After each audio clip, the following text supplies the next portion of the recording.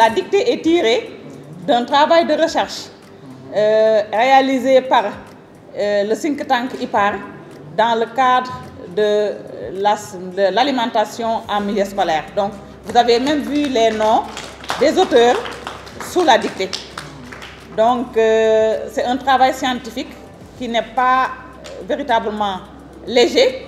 C'est un travail fourni sur la base d'enquêtes, sur la base d'entretiens qui nous a permis de vous donner une dictée tirée d'un document véritablement de haute facture.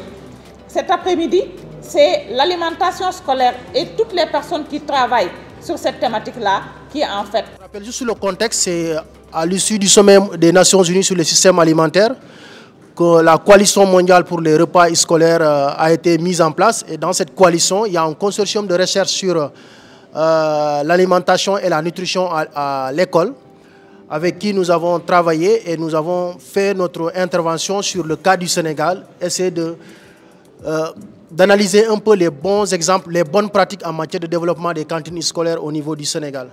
Comme vous le savez, développer les cantines scolaires, ça a plusieurs avantages, mais aussi ça a des défis énormes que l'État, avec les acteurs de la société civile, les élèves, les associations de parents d'élèves, s'ils se mettent ensemble, peuvent relever. L'éducation au niveau des cantines, ça permet, il y a beaucoup d'études qui ont été faites sur la question, ça permet aussi aux élèves d'améliorer leur performance scolaire. Ça a aussi des avantages en termes, si c'est lié à la production locale, c'est-à-dire ça a des avantages sur la promotion des systèmes alimentaires locaux. Si c'est encore des produits agroécologiques, c'est encore mieux. Nous avons constaté qu'en milieu scolaire, les jeunes, ou même en dehors, les jeunes consomment énormément de produits ultra transformés, c'est-à-dire ce sont les produits qu'ils trouvent au niveau des vendeurs et ce sont des produits en général ultra transformés, c'est-à-dire il y a beaucoup de sel, de sucre et d'huile et aussi ça manque d'hygiène et vraiment nous recommandons aux parents de bien veiller à l'alimentation de l'enfant parce que les maladies chroniques que nous retrouverons à l'âge adulte commencent dès l'enfant et c'est à cause des mauvaises habitudes alimentaires que l'enfant adopte souvent. C'est pourquoi il faut bien veiller à l'alimentation des enfants car c'est fondamental sur la croissance, le développement et la réussite scolaire des enfants. Concernant la conjoncture, les moyens ne suivent pas trop pour permettre aux enfants d'avoir une alimentation équilibrée. Donc forcément, quand l'école leur propose une alimentation assez riche, assez équilibrée, faite à base de produits locaux, je pense que c'est une bonne chose. Moi, c'est des exemples que j'ai vécu là-bas, que j'ai vus et que j'ai appréciés parce que qui ont eu un impact vraiment favorable sur les résultats des enfants.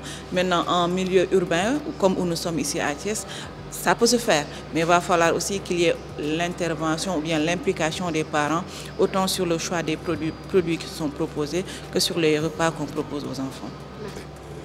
Un enfant qui a faim ne peut pas réussir, c'est évident. Donc aujourd'hui, nous devons évidemment nous dire que l'amélioration des performances scolaires ne dépend pas seulement de ce qui se passe en classe, le tableau, la craie et l'enseignant. Mais il y a d'autres facteurs exogènes qui viennent aujourd'hui appuyer, accompagner, soutenir le renforcement des performances. C'est l'état de santé de l'enfant, c'est son alimentation, la qualité de son alimentation, mais c'est aussi sa sécurité. Donc il y a ces aspects d'ordre environnemental qu'il nous faut davantage adresser. Les cantines scolaires, lorsqu'elles existent, jouent un rôle crucial pour assurer non seulement la sécurité alimentaire des élèves, mais aussi pour améliorer leur concentration, leur performance académique et leur assiduité. Elles sont parfois la seule source d'un repas équilibré pour certains enfants. Mais au-delà de l'accès à la nourriture, c'est aussi la qualité de cette alimentation qui compte, comme l'a dit tout à l'heure la diététicienne. Promouvoir une alimentation saine, équilibrée et issue de produits locaux dans nos écoles, c'est investir directement dans la santé et le développement cognitif de nos enfants, tout en soutenant notre économie locale. Et c'est bon que IPAR se mette aussi à la recherche en nutrition et pour l'alimentation scolaire, parce que vous êtes très connu sur le terrain. Je crois que l'alimentation scolaire est quelque chose d'extrêmement important. Si on veut éradiquer, pas la pauvreté, mais surtout la faim dans le milieu scolaire, il faudrait que les cantines scolaires soient présentes, qu'on en organise, qu'on en crée au maximum.